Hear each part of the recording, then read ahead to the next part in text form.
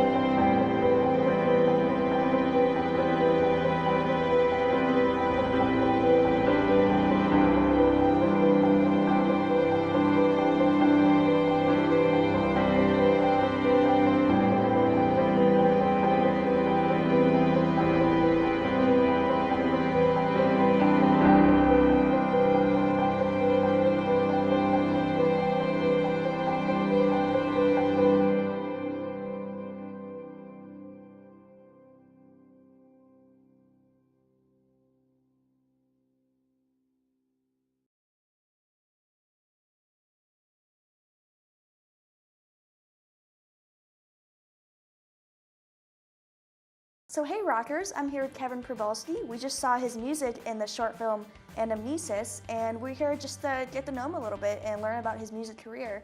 So do you want to tell me kind of how you got started in all of this? Yeah, absolutely. I started taking piano lessons when I was 9 years old. It was against my wishes at first. You know, my parents told me, oh, you're gonna take piano lessons and stuff like that. But years passed, and I eventually grew to like it by tweaking some of the songs I was writing or learning about and practicing. And eventually it just began that I started writing my own music.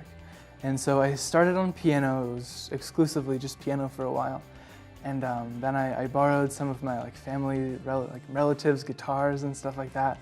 And my dad plays the guitar just a little bit, so he was, for a while he was teaching me different chords and strumming patterns and stuff like that.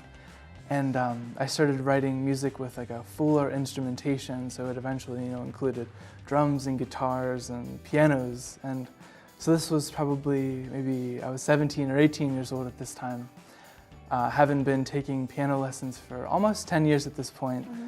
So I had a little bit of music theory grasp at this point, how to do chords and stuff, but nowhere near the knowledge I have now.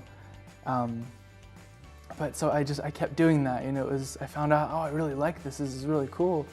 I can write music that I'm hearing on my iPod, and that I can buy on iTunes. And it was really exciting that I had that creative outlook, that I could make something that I liked. So ultimately, I kept doing that, and I kept doing that. And I actually went to community college with the producer and the writer of Anamnesis. It was at Penn Highlands Community College in, I think, Johnstown area, Pennsylvania. Mm-hmm.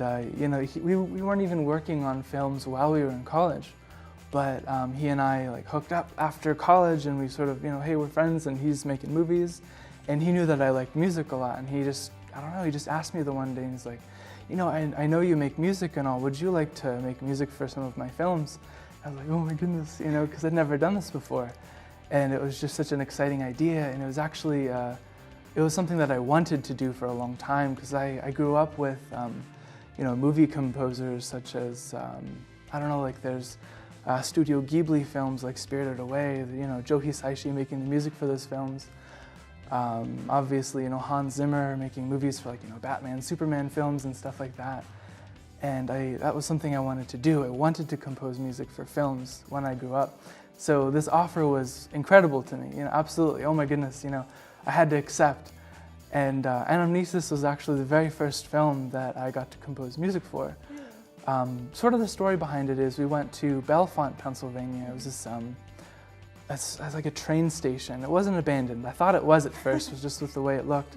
But it's this beautiful place, and we took the day, the whole afternoon, and we shot it, you know, and it was such a sunny day, and you know, we had to work with like the lighting and stuff like that. We had to hire an actor and everything, but the film together, like, just came together so incredibly well, and it communicates a lot of emotions very subtly, but very, very powerful nonetheless. It's very powerful. I definitely agree with that point. It's very, I don't know, it's so unique in the way that it was shot, and how the music behind it kind of makes the emotions as you watch it. And I think you did a really good job, like, picking the best sound for this movie, and it sounds great. And like you said, it was your first movie you composed for, right? Yeah. You've composed for a few other things, correct? Yeah, absolutely. Working with almost the same team, but just with a different, like, under a different company. We've entered our films into like the 100-hour film race. I just did a 48-hour film race recently with a different company, like a third company. And then later in December, we're actually going to do another 100-hour film race. Oh, that's really cool. Yeah. What exactly is that exactly? Okay, so basically the premise of it is you're allowed to start brainstorming some ideas for this film ahead of time, but ultimately they give you 100 hours or 48 hours in which you write the script, you come up with all these ideas, and you actually film and you create the whole movie in 48 or 100 hours, depending upon which contest you sign up for.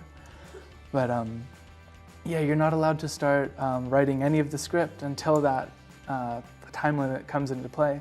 But you are allowed to, like, purchase and rent equipment or hire actors beforehand. So this included writing music too. So you had absolutely, or 48 or 100 hours to come up with music. And you were able to do that. That's awesome. It was, for the one that we did in October, the 48-hour film race, it was a really tight window. Yeah. Because a lot, like, music is generally done in post-production. Yeah. So they have to be, like, completely done with all the takes and editing before I'm allowed to start writing the music. So I get that take when everything's done, and I think this time I had like 2 or 3 hours left, and we barely made it in. But ultimately, we made the deadline, and, you know, we actually won. I think it was best stunt coordinator for that film. Yeah, we had a stunt team, and oh, congrats! They won really that cool. reward. That's wonderful. Yeah, I was so excited for them. But yeah, so we're going to be doing another one soon. That's just really exciting. Oh, I can't wait to hear about it. Thank you talked a little bit about all of these instruments you were playing. So what's your favorite? Is piano your favorite, or do you kind of just like them all? Well, I would say I like the piano because it gives me a lot of flexibility. So if somebody asks me to write music for, let's, you know, add instruments to this album that I'm working on, and, like, I'd be able to do that, you know, regardless of time signature or key signature, stuff like that. And I've had to do that for various labels that I work with. And it's a lot of fun. It's not nerve-wracking because I know how to do it very well and I'm comfortable with it. But instruments like guitar and drums, I'm a little bit out of my comfort zone in, especially guitar. But I've been playing drums for a long time, and for live shows, that's what I play. I generally stick to drums just because it's so much fun. You were talking about these international metal bands. Do you play drums in those? I'm actually going to start soon. Really? Yeah, I'm actually going to be moving to England in the next 3 months. That's really, that's and, awesome. Yeah, my best friend and I have plans to start this music project where he'd be on guitars and I'd be on drums for that. But ultimately, like we have a lot of like various instruments at our disposal. Like I could play piano if I wanted to, Yeah. and like I'd be good at it. But Definitely. I think drums take me a little bit out of my comfort zone. So That's I think always that would be good. the safe way to go. Yeah, I think for so sure. too. That's awesome. Thank So I guess that's just like dipping into a little bit about your music life. you. Thank you for coming on. I can't wait to see what you do in the future. Of course, thank you So so much. it's been Yeah, great, yeah. and back to you, Max and Cody.